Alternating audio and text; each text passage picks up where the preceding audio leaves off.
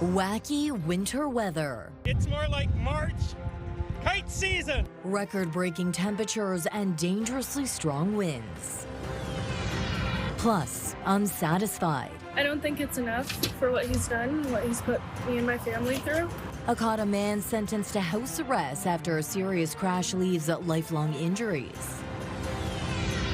And a true hat trick.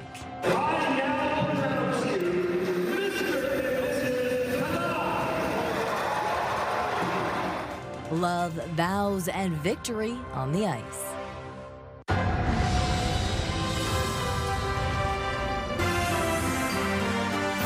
CTV News with Stefanie Masotti. Good evening, and thank you for joining us on CTV Windsor and AM 800. It may have felt more like early spring than the middle of winter today. Windsor broke a more than century-old temperature record as daytime highs hit the mid-teens. But while people are enjoying the mild weather, it's also putting winter traditions like outdoor skating rinks to the test. CTV's Chris Campbell was out and about today. What did you learn? Yes, Stephanie, I had no trouble at all finding people who had opinions on the weather today, especially with the windy conditions out there. It was a remarkable day for January, early January. We reached 14.1 degrees at 11 a.m. at the Windsor airport. But it wasn't just the warm temperatures. As I mentioned, the other half of the story is the extremely high winds.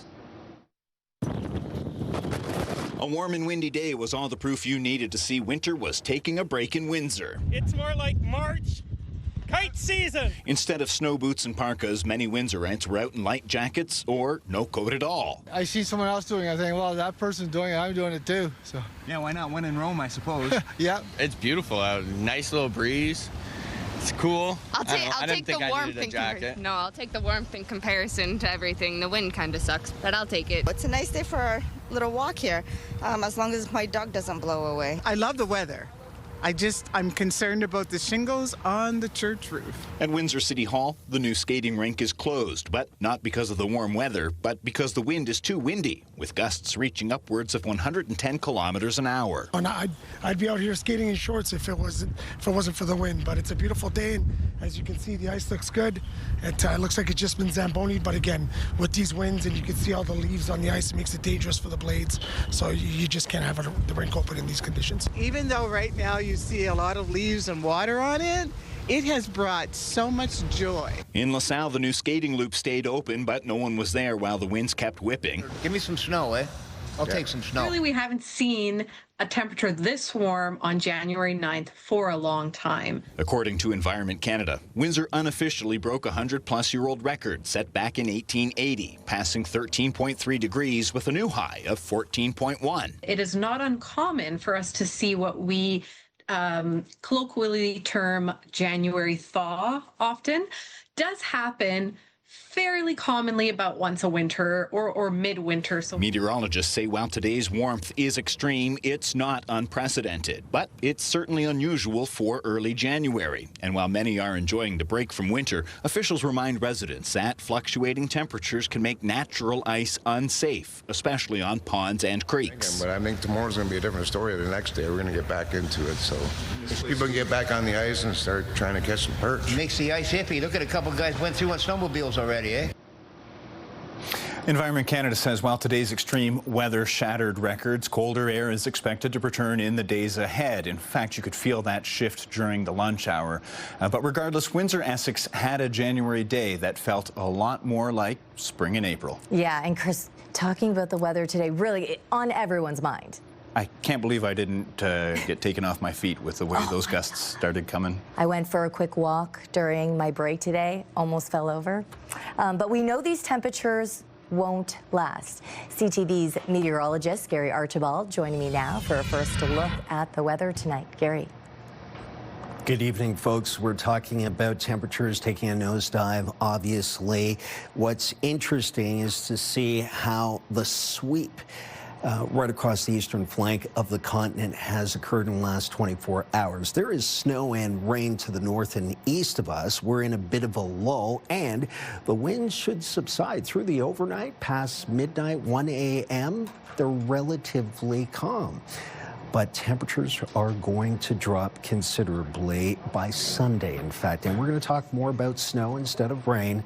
I'll break down what you need to know as we look at the weekend weather and beyond just in a few minutes. For now, I'll send it back to you at the desk.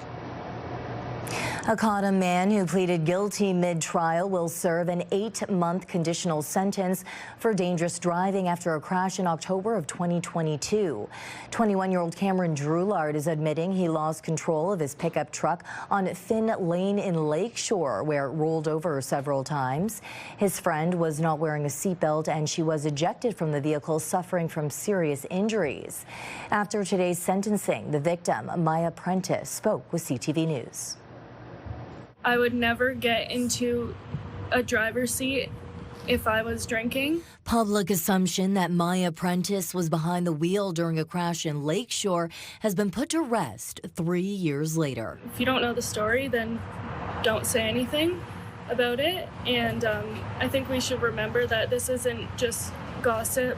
This is the trauma that I had to live through and my family had to live through. 21-year-old Cameron Droulard admitted in court Thursday he was driving that day, and he lied to first responders, police, and hospital staff. On Friday, he told the court, quote, "I was 18 years old and made a horrible decision that day." He went on to say he decided to plead guilty mid-trial after hearing testimony from Prentice's mother, who described both the physical and emotional harm Maya has faced. Justice Doobie noted Droulard's guilty plea meant Prentice did not have to take the stand, avoiding her being re-traumatized. But Prentice says she was prepared to testify. Things would have been a lot different if there was accountability from the beginning. And the court saying that it's great that he's admitting it now really means nothing to me. Admitting it 3 years later. The justice handed Droulard an 8-month conditional sentence, 60 of those days under house confinement. As part of his sentence, he cannot have any contact with Prentice, keep a distance of 30 meters at all time, and cannot buy or consume any substances. Doobie says the consequences of breaking these conditions could lead to his arrest and jail time for the remainder of his sentence. I don't think it's enough for what he's done, what he's put me and my family through.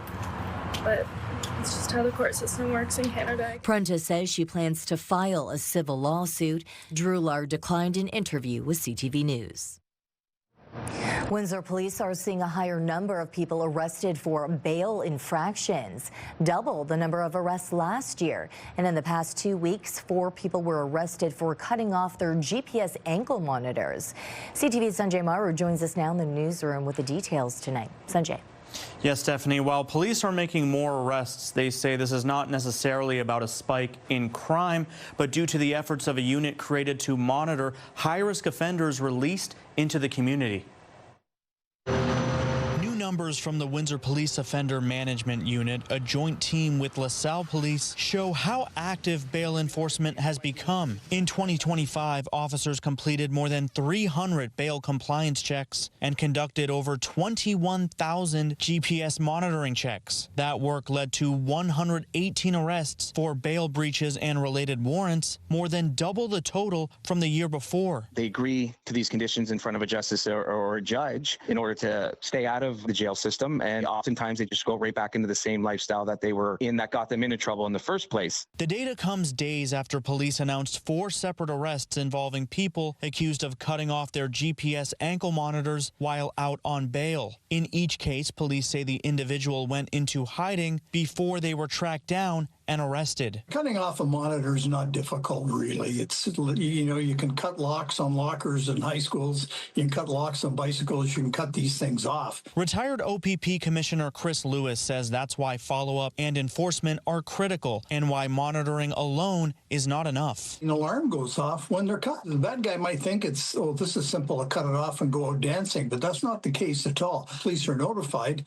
they start looking for the individual. And officers say for some offenders, the creation of a dedicated bail compliance unit has come as a surprise, particularly shocked when officers show up at an offender's door. Especially at first, they had no idea who we were. We would explain that, this was a new unit. They didn't know we existed. They had never experienced a door knock, check up on their curfews. Some offenders that we dealt with at the beginning, after a few encounters with them, they have shown improvement. Not all of them, but some of them have. The Offender Management Unit was launched in March of 2024 with provincial funding as part of Ontario's effort to strengthen bail supervision. And former OPP Commissioner Chris Lewis goes on to say that while many offenders are released back on the street, it's simply because the justice system operates on triage and has limited jail capacity. And that means courts prioritize who is going behind bars and who will be monitored by other means, such as curfews and electronic monitoring. And that's what's driving the need for units like this. Stefanie. Okay, Sanjay Maru, thank you for this. Now, this will take us to our question of the day. Do you think those who breach their release conditions should be denied bail for a second time? Go to our website to cast your vote, ctvnewswindsor.ca. Yesterday, we asked if you would be impacted by increased user fees for municipal amenities. 500 people weighed in, 59% of them say no. The CRT, or Crisis Response Team, also saw a significant increase in demand in 2025. Teams of Windsor police officers and crisis-trained social workers from Hotel Dieu Grace Healthcare responding to more than 4,200 calls last year. Now, that is up 28% from the previous year. The goal of this team is to safely de-escalate mental health crisis on scene and connect individuals with immediate support and community resources. 3 county mayors are taking stock of the year behind them and looking ahead to 2026. From big infrastructure projects to growing tourism, they shared what's working and what's next at a Leamington Chamber breakfast. CTV's Bob Belichico brings us the highlights. This year is going to be big for cycling in the region. With the Gordie Howe International Bridge slated to open this year, cycle tourism is expected to grow. Peely presents an interesting scenic stopover that you can kind of cut the Great Lake and do the loop between Michigan, Ohio, and Ontario and back again. Peely Island Mayor Kathy Miller was among the leaders at this morning's Mayor's Breakfast hosted by the Leamington Chamber, telling attendees the island is working with Tourism Windsor-Essex Peely Island to help promote local tourism opportunities. Over 100,000 passenger ferries are on the Peely Islander every year, going over and discovering what Peely Island has to offer.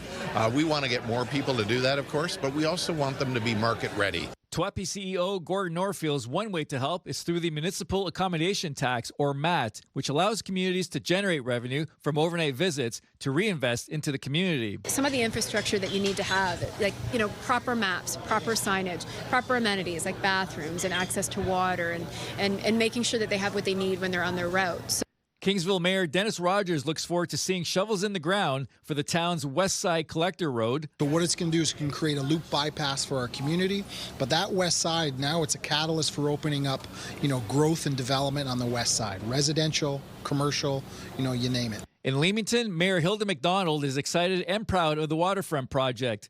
Coming this year, a market plaza expected to attract food trucks and small businesses. Also, the town is looking at a music venue by the dock. We used to focus so much on tourism. Tourism is still a facet, but it's important that you create venues and opportunities for enjoyment for the people that live, work, and play and stay in your community. Bob Belichico, CTV News. Meanwhile, conversations have begun about replacing the 65-year-old Peely Islander ferry. Miller tells CTV News the Islander is reliable but old and needs to be replaced. She says the process is currently underway. Marine architects will have to design a boat after the initial consultations are done. Miller says she is meeting with the ministry later this month and will ask for a timeline for the new vessel. The Peely Islander 2 is a beautiful new vessel. It was launched in 2019 officially. It runs April to December. It's increased our capacity immensely and increased the reliability of the service immensely, but we're not done. And we know that Peely has demand, and we want to meet it. And so we just need to keep telling that story with the ministry. Canadians love hockey, that's a given, but for one Chatham couple, the game has become part of their love story and their wedding day. Listen to this. Last spring, he popped the question center ice during a Spitfires game. Now they have returned to the same spot, this time saying I do. CTV's Travis Fortnum was there. Travis, you were there for the big moment. Yeah, and it was quite a special moment, let me tell you that. I mean, like, when it comes to planning a wedding, everybody knows that the venue and the number of guests, those are two of the biggest discussions between a couple. But for the Cadots, those were both handled. A packed OHL rink with thousands looking on as they tied the knot. For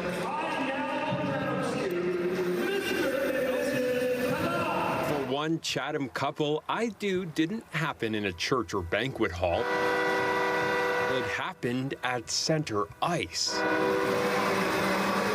Surrounded by friends, family, some mascots, and thousands of Windsor Spitfires fans. It's definitely a unique experience, and I didn't expect this to happen at all. Sheldon Cadot and Daleen Trudell tied the knot Thursday night during the second intermission of a Spits home game on the team's Elvis-themed night at the WFCU Center. And it's a bit of a full-circle moment for the pair, who got engaged on the very same ice last spring. Sheldon dropping to one knee during an intermission game of human bowling. That was a fun moment. They let me grab the microphone to propose to her, and she said yes, so I won. In the fall, it was the team who came to them with a big idea for their big day. I do. We get a call from Windsor saying, hey, do you want to do the on-ice wedding? And we said sure, and now we're standing here because it's the day to do it. I do. The ceremony, the ice time, a private suite for family and friends, and even a hotel room for the night, all covered, making this the first ever wedding held during a Windsor Spitfires game. And despite the crowd watching, the couple says the moment still felt intimate. It's really nice to know that in one way or form we'll go down in history for doing something like this. So half these people, we won't see them again. So it'll just be our friends and family that we brought. We'll see them again and they can nag us for it. We can manage that. Congratulations to the couple. We wish them nothing but the best. Last night they said it was great that anyone they couldn't fit in that box could just buy a ticket to the game to attend the ceremony. And they say come summer, they plan to have a big party with friends and family. I mean, congratulations to the couple. I'm emotional just watching it. I love, but the Spitz one as well. Yeah, in a huge way. Maybe this gave them the push around, the push. The good luck charm. Exactly. Yeah, for sure. Great. Okay, Travis Fortnum, thank you. Thanks. Now, do you have a cute story idea like this one that we should report on? Please drop us a text at 10400. You can also send photos and video. Still ahead on Windsor's news leader, President Trump's bold threat against Mexican cartels and why Canada may be the next target. And new hope for those suffering from Alzheimer's when we return, a Canadian first. And Monday, the budget spotlight turns to City Hall. Delegations will weigh in before Windsor Council. That's Monday at 6 on CTV News.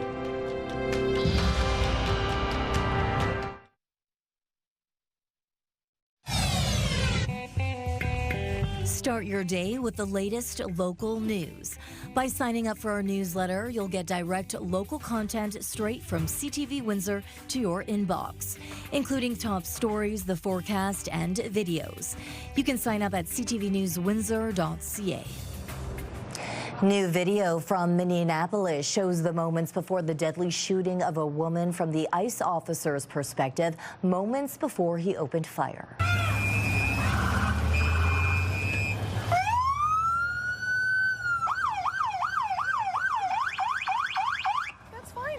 I'm not mad at you. Show your face. Renee Good speaking to the man who would pull the trigger seconds later. He films her license plate and circles the vehicle when the shooting takes place. Get out of the car.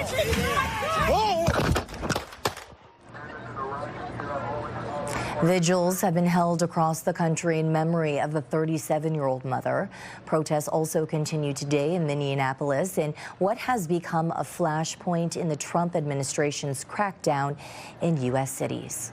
Meantime, Donald Trump is talking tough on Mexico, hinting at possible strikes against drug cartels. With U.S. officials claiming cartel activity in Canada, leaders on both sides of the border are watching closely. Here's CTV's Judy Trin. Donald Trump claimed the capture of Nicolas Maduro was about stopping narco-terrorism. Now Trump is signaling he may send American troops onto Mexican soil. We've knocked out 97% of the drugs coming in by water, and we are going to start now hitting land with regard to the cartels. The cartels are running Mexico. Mexico has previously turned down Trump's offer of military intervention, but is concerned Trump will act on his own, like he did in Venezuela. And I think for Canada, that's also dangerous. Don't forget that when we started this year, a lot of the discussion was around "quote unquote" fentanyl flows across borders, and he lumped Canada and Mexico into the same basket. The U.S. has declared 8 cartels terror organizations. 7 of them are based in Mexico. During his meeting with Sheinbaum last September, the Prime Minister acknowledged some of them operate in Canada. With respect to transnational crime, organized crime, cartels, gangs, the unfortunate fact is that there are gangs from one country in another country, but also vice versa. In recent months, Mexico and Canada have stepped up efforts to disrupt trafficking networks, including raids to close in on Ryan Wedding, an alleged Canadian cocaine kingpin, believed to be protected by the Sinaloa cartel. On social media, the White House warned, F around and find out. After Venezuela, after threats to invade Greenland, and now Mexico, analysts say Canada could be most exposed. If you are weak and you are doing stuff Trump doesn't like, and you can be an ally or you can be an adversary, right? You can be Canada or you can be Venezuela, but you get FAFO'd. In a recent interview with the New York Times, Trump said that he's not constrained by international law or Congress, but by his own morality. He says that's the only thing that can stop him. Judy Trin, CTV News, Ottawa. The U.S. Supreme Court did not issue a decision today in the high-profile case challenging Donald Trump's tariffs. The case is centered around whether Trump overstepped his presidential powers by using a decades-old law and declaring a national emergency to impose sweeping tariffs. The delay keeps tariffs and uncertainty in place. The top court is expected to issue its next set of rulings on January 14th, with several major cases still pending. In other news, a new Alzheimer's drug is giving patients a glimmer of hope against the disease. Today, the first Canadian was infused with that drug, but so far there's no coverage for the cost in Canada. CTV's Adrian Gobriel now with the promise for patients. It's starting right now. With the press of a button, the miracle that is modern medical science goes to work. I say to anybody who needs this procedure that if they can get it, get it. Sharon Runge began experiencing mild memory loss about 4 years ago. Probably in the last year or so, the diagnosis of Alzheimer's has been made. The Runge family have been waiting for Health Canada to approve this drug that will gift them life's most valuable commodity, time. It's a historic moment for people living with Alzheimer's disease and their families in Canada.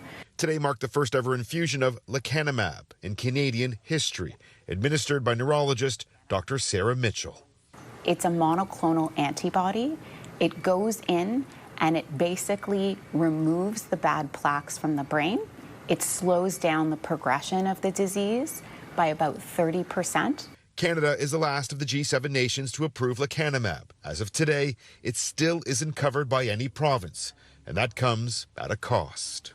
$32,000 Canadian, and that is per year. We are hoping that we can have equal access for all Canadians to this drug, and that requires government support. Any future funding of the drug has received some public pushback. Well, I'd say they should walk in our shoes.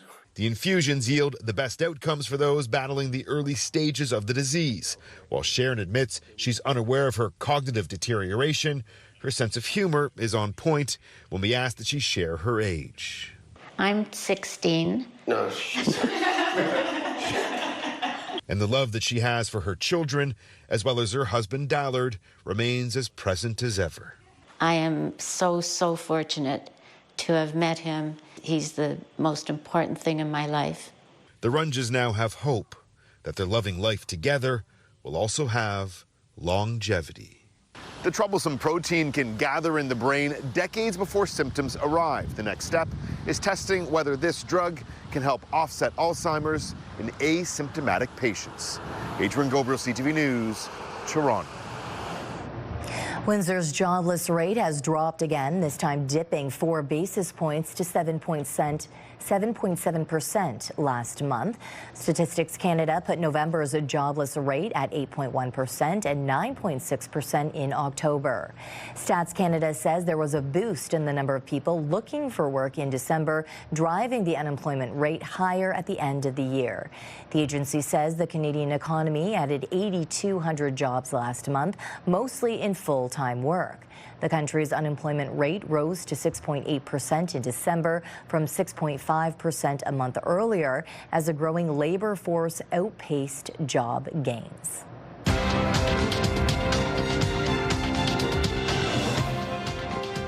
Strength in the base materials sector helped the TSX gain more than 230 points. In New York, the Dow was up almost 240, the Nasdaq 191. The loonie slipped 0.16 of a cent. Gold jumped to just over $40 an ounce. Oil rose 136 a barrel. Weight loss drugs curb cravings, but stopping them early may come with new health risks. Details when we return. Here's our CTV News weather snapshot. Thanks, Tim, for this beautiful foggy image of our Ambassador Bridge. We'll talk about some cooler air moving in and the wind subsiding and potential snow, a lot of it, for next week coming up. Discussion here at Windsor City Hall. Windsor's top stories. A major project is about to get underway. Breaking news alerts. Severe weather is a possibility. And watch live. Good evening, and thank you for joining us. Download the CTV News app. From moment to moment, things change. CTVNewsWindsor.ca is Windsor's #1 source for online news. Watch every story from wherever you are, the moment it happens. CTVNewsWindsor.ca.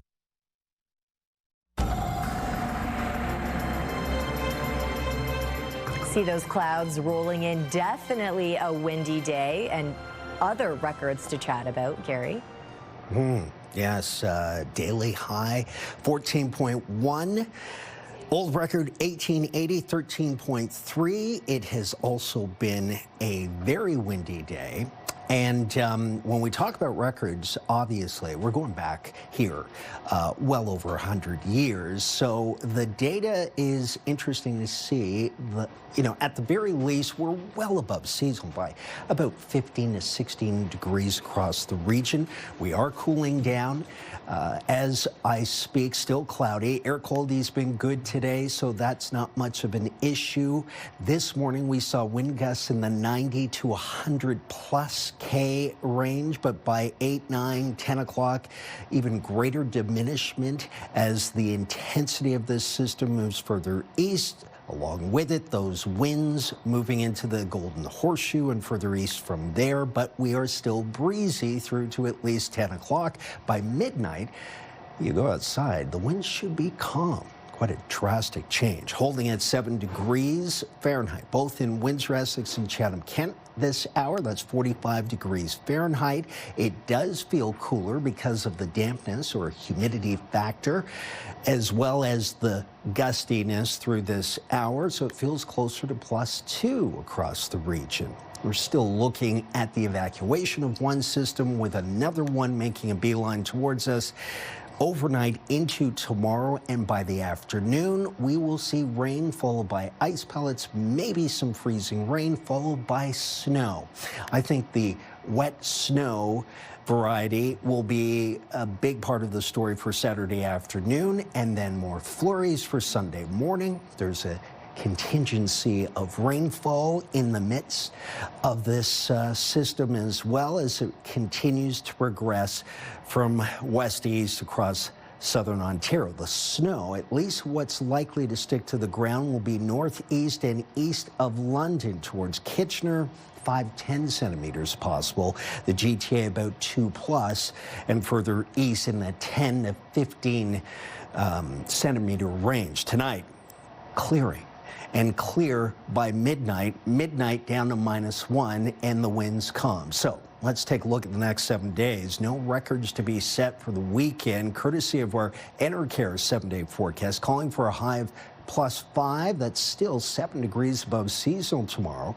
A mixture of rain changing over to snow, and then more flurries, possible rain showers for Sunday, a high of 0. Then 0 on a flurry-filled Monday. 4 degrees, we bump up Tuesday, cloudy, and then a mix on Wednesday down to 0, then -2 Thursday and Friday. You can see atmosphere balancing itself out, getting back to more seasonal values, what we would expect at this time of the year come Sunday and beyond.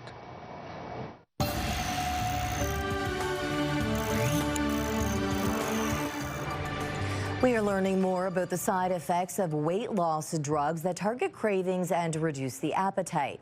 Now comes word that discontinuing this medication within a year can come with complications. Here's CTV's Adrian Gabriel on the risk you should be aware of. Discover the power of Wegovy. Slick commercials promise long-lasting results. And I'm keeping the weight off. Though a new study suggests that might not be the case for those who decide to stop using a semaglutide medication.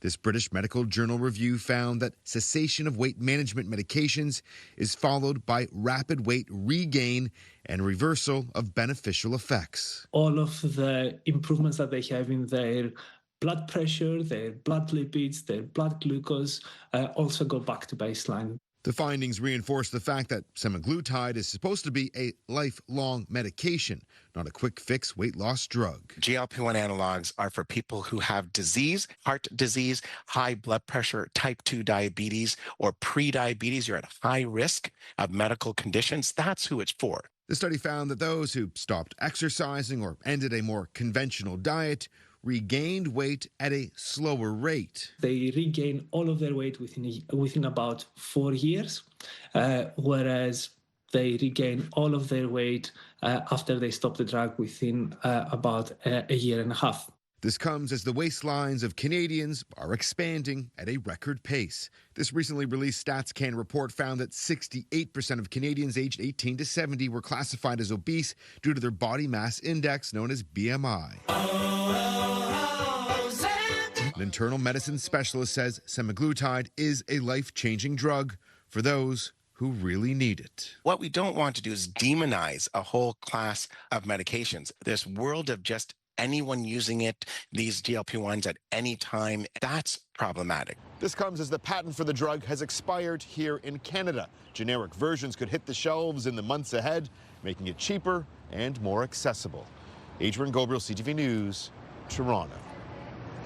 The emergency department wait time clock on the Windsor Regional website is currently offline as the hospital warns patients to expect longer than normal waits during this seasonal surge.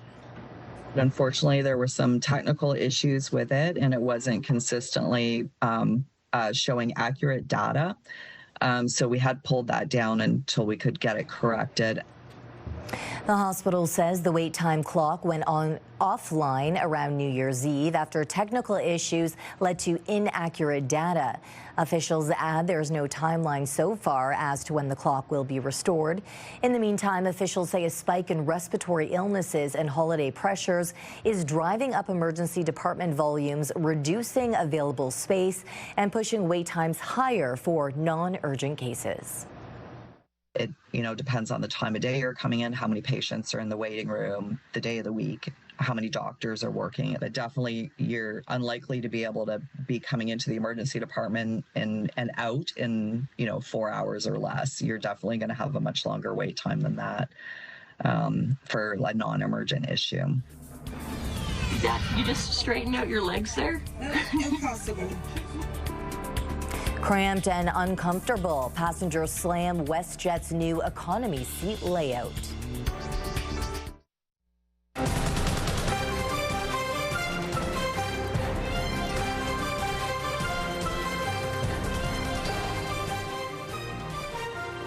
Airplanes are often criticized for being too restrictive and cramped. Now, travelers on some WestJet flights are finding that problem being taken to a whole new level. CTV's Heather Wright on how the airline is justifying the big squeeze.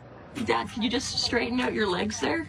Impossible. Economy class isn't known for its expansive legroom, but recent changes to some WestJet planes have some customers saying the airline has gone too far. It was shocking to get in there and then have my dad, who is 6'3", so he's tall but not like abnormal human height, physically not be able to fit in the seat. Mom, how about you? Amanda Schmidt posted this video to social media showing just how cramped their WestJet flight from Edmonton to Toronto was. You can hear us joking and laughing in the video because it was like, it felt like a joke. But the Schmidt family says not only were they uncomfortable, they also felt unsafe. In the fall, WestJet announced a new cabin configuration to offer different prices for seat selection and says the changes were rigorously tested and comply with all safety standards. The airline says the new configuration allows the carrier to keep airfares low. To continue to do so, we need to try new products. These aircraft accommodate an extra row by varying seat pitch between 38 and 28 inches. But some passengers say just because an airline can reduce legroom doesn't mean they should. It's gotten worse, actually. Yeah. No, we were very uncomfortable flying with them. While others say they feel airlines are nickel and diming passengers on everything from legroom to luggage. If there's too many little fees, it's better just to go with a different airline. WestJet says they are monitoring the rollout of these new seat configurations and will take into account feedback from both passengers and staff to the changes that have been made. Heather Wright, CTV News, Mississauga, Ontario. The Windsor Sports and Culture Center and the Windsor Sikh community are once again giving back.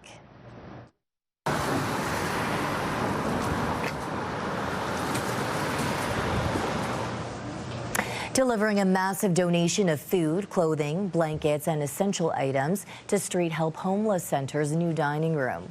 The long-standing partnership has provided meals and support for nearly 2 decades. Organizers say the generosity highlights the Sikh community's ongoing commitment to compassion and service across Windsor-Essex. We feel great because, look at those people inside the center. When we came in, I seen some people grabbing the bags from here full of, the blankets, and they were so happy to walk out. The community is invited to watch the Windsor Police Guardians face off against the Play for a Cure All-Stars tonight. The free exhibition game gets underway at 7:30 at the WFCU. It serves as the official kickoff to the Battle of the Badges fundraiser. Donations will be accepted at the door in support of local cancer research, and all proceeds do stay here in Windsor-Essex. The event builds momentum towards the Police versus Fire charity game on World Cancer Day, February 4th. This is your CTV Windsor Our Community Calendar. The Forever in Our Hearts Gala in support of In Honor of the Ones We Love returns Saturday, February the 7th at the Chichero Club. See you next time on Our Community.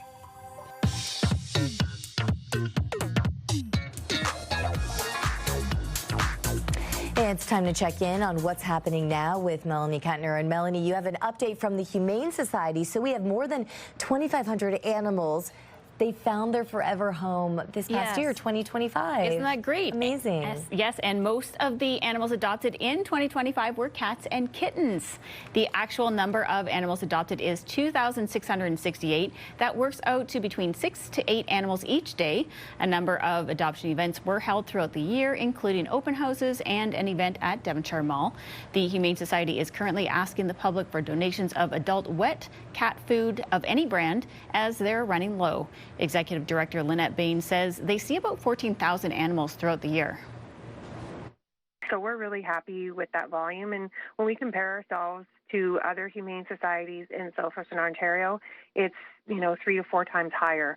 So we're really proud of the volume of animals that we're dealing with. The Humane Society will be celebrating their 100th anniversary this year with a number of events still to be announced. Now, Melanie, a lot of people are getting rid of their holiday decorations this time of year. And if you do have a live tree, we do have a story online specifically just for that. Yes, that's for sure. So the city is beginning Christmas tree collection next week. It starts Tuesday with zones 1A and 1B. You can look for the Christmas tree symbol in the waste collection calendar to see which day to put yours on the curb. Trees are shredded into wood chips, so only real trees, not artificial, will be accepted. We've got more tree recycle tips on our website. And in our social spotlight, here's a relatable clip of the challenge of storing Tupperware.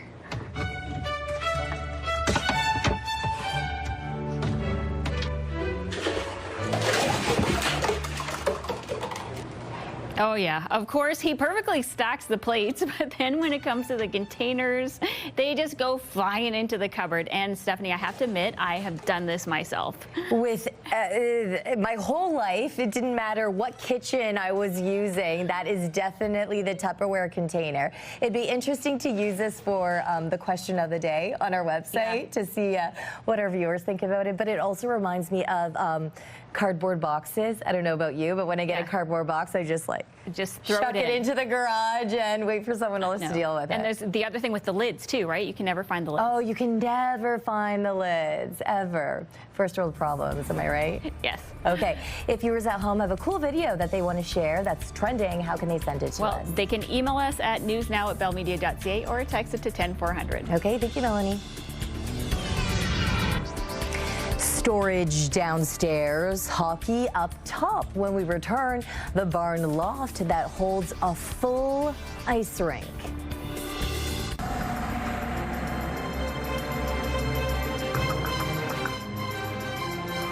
Gary, windy out there. We saw some of those strong winds in Chris's story from earlier on in our newscast. Very dangerous in some cases. Those big trees, right? Coming down. Thousands of pounds overhead. Fortunately, nobody injured. I was shooting some of that video earlier today. It's dangerous. And boy, this storm, obviously we reached a record high of 14.1 today. We had gusts in the 90 to 110 plus range. Tomorrow will be much cooler, but still above seasonal, +5. A rain changing to snow mix in the early afternoon. Then Sunday, the high's only 0. That would be, generally speaking, what we would expect at this time of year. And then from Monday through to Friday, the average temperature is about +1, again seasonal. So we're back on track in terms of normality. Okay. And Gary, yesterday we talked to you about a man who made his own Zamboni from scratch. Now a man in Eastern Ontario is taking it to new heights. He's actually built an indoor ice rink in the 2nd-story loft of his barn. So here's CTV's Peter Sperling with the story. It's not your typical homemade ice rink. John Ryan built this in the 2nd-story loft of his Perth, Ontario barn. If you know me, I'm a pack rat and the first floor is full. There's no room. That's right. Ground floor is for storage. Upstairs for fun. It's fun and it's helpful. Keep the stick tight against your skate. Originally built for his children years ago. Now his grandchildren get to enjoy skating close to home. Like mostly every day. Like when I come home from school. Because when I'm bored, I can just come here. Do you have fun here? It's great for the kids. They're able to come and skate at Nana and Papa's anytime they want. It helps them practice their skills for hockey. He says the structure is sturdy, designed to hold the weight of bales of hay. He tried the traditional outdoor rink first, but that wasn't his thing. Laziness. I'm tired of packing the snow down and watering stuff like this. This, once you've got it in, my son and I think 4 hours, we had it ready to go. Throw the hose in it and walk away. Of course, he added boards, lights. Dale, are you ready for some more hockey? And a staircase to make getting up and down easier. Ryan's been doing this for 16 years now, and even though it is indoors, it's still very weather dependent. You take the pucks and the nets off and let it puddle up. Once she gets hard, she's good to go again. With hopefully many seasons to look forward to. Well, my grandkids now live behind me, and my son has got a baby on the way, so we'll be doing it till we can't do it no more. Peter Sperling, CTV News, Perth. How many homeowners and their kids would absolutely love this? I want to be his friend. Oh my God. It's incredible. Hey, there could be stands on the side, right? Whole little tournaments, family tournaments. Great family fun. Get the kids away from the screen and on the ice every night after dinner. Woo. On behalf of our dedicated team here at CTV News Windsor, thank you for watching. For updates throughout the evening, go to ctvnewswindsor.ca. And I'll be back with your only late local newscast at 11. So we'll see you then.